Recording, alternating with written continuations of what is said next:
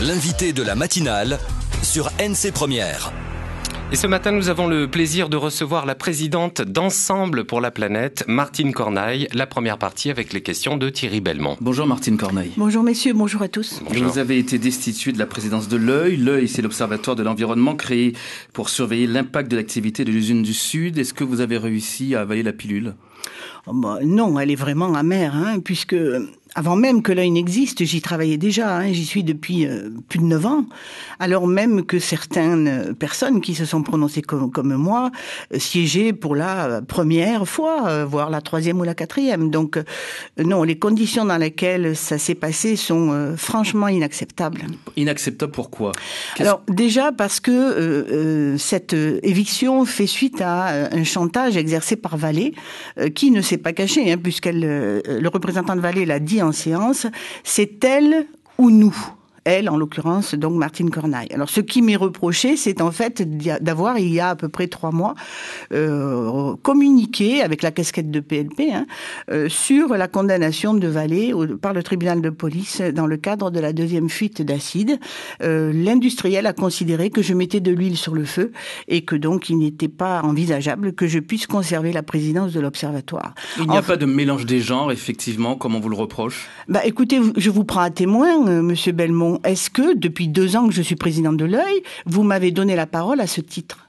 Je n'ai jamais communiqué avec la casquette de présidente de l'œil, justement parce que je ne voulais pas d'abord que ce reproche me soit fait, et surtout parce que je considère que l'Observatoire de l'environnement doit avoir un discours porté exclusivement par le secrétaire exécutif, par des professionnels, de façon à ce qu'ils ne soient entachés, on va dire, d'aucun doute, de quelque nature que ce soit. Alors Martine Corneille, pour vous, cette éviction cache quoi ? Alors, elle cache malheureusement le fait que nos cadors de la politique nous ont vendus aux multinationales, et je ne fais pas d'exclusive. Nos cadors de la politique, c'est-à-dire tous ceux qui nous ont gouvernés ces dernières années et qui ont donné la possibilité aux multinationales de prendre la main dans notre pays, au travers notamment de leur puissance financière. Je veux indiquer, pour les Calédoniens qui l'ignoreraient, que la province Sud a contracté une dette d'environ 45 milliards à l'égard de Vallée, qu'elle est incapable de rembourser. L'échéance tombée le 8 septembre, j'ai été évincée le 7 septembre. Il y a de ces, on va dire, coïncidences qui sont troublantes. Alors pour vous, et dans le Nord, la dette contractée à l'égard des métallurgistes serait de l'ordre de plusieurs centaines de milliards. On parle de 500 milliards.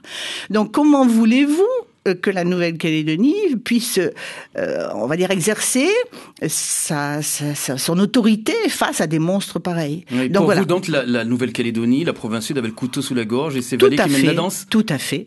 Voilà, c'est extrêmement bien résumé. La province Sud n'a rien à refuser à Vallée.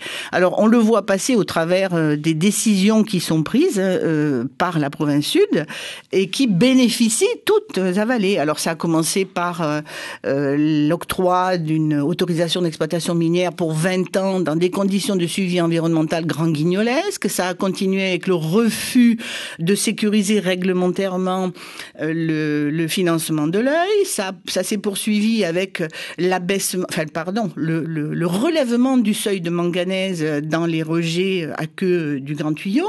Ça se poursuit, ça c'est anecdotique, avec la tête de Martine Corneille, et ça va continuer.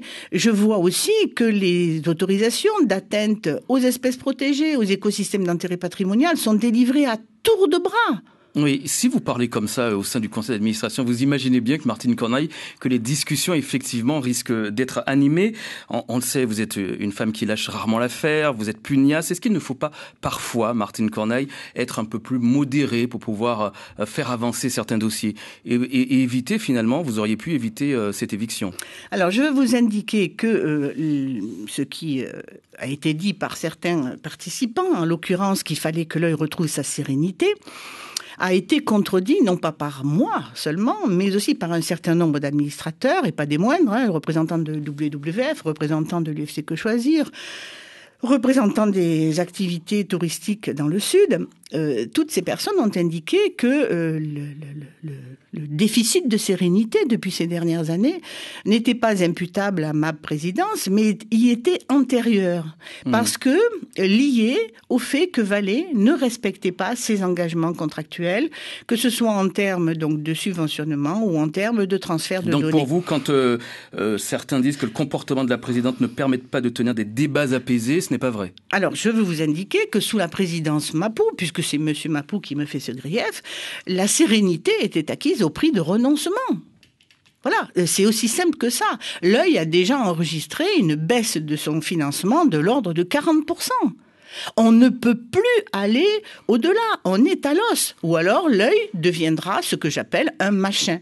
Alors là encore, je m'appuie sur les résultats d'un audit qui a été fait par un tiers expert venu de métropole, qui dit que pour exercer ses missions à minima, l'Œil doit bénéficier d'un financement de l'ordre de 125 millions par an.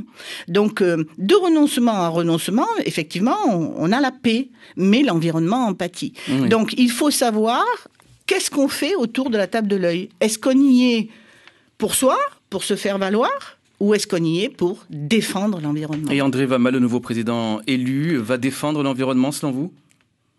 Écoutez, je l'espère, mais moi j'observe qu'il est l'émanation d'une structure qui est financée exclusivement par Valais et dont on nous a dit il y a quelques semaines ou mois qu'elle avait été reprise en main par l'industriel.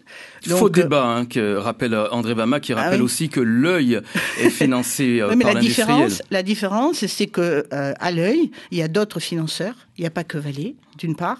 Et d'autre part, la composition même du CCCE n'a rien à voir avec la composition de l'Œil, puisque à l'Œil, nous avons 6 collèges. Et malgré tout, on en arrive à des situations extrêmes telles que celles que l'on connaît. Donc, Martine Cornaille, est-ce que ça veut dire que vous n'aurez plus l'œil sur les affaires de Valais ? Bah écoutez, pour l'instant, moi j'ai pris une décision personnelle qui n'engage que moi. Compte tenu du torrent de haine qui s'est déversé, je ne siégerai plus personnellement à Valais. Maintenant, mon conseil d'administration, c'est-à-dire celui de PLP, jugera de la conduite à tenir à l'avenir, sachant qu'il reste à peu près 10 mois à courir pour clore la mandature. Martine Cornaille, présidente d'Ensemble pour la planète, vous restez avec nous, on se retrouve tout à l'heure. Merci Thierry.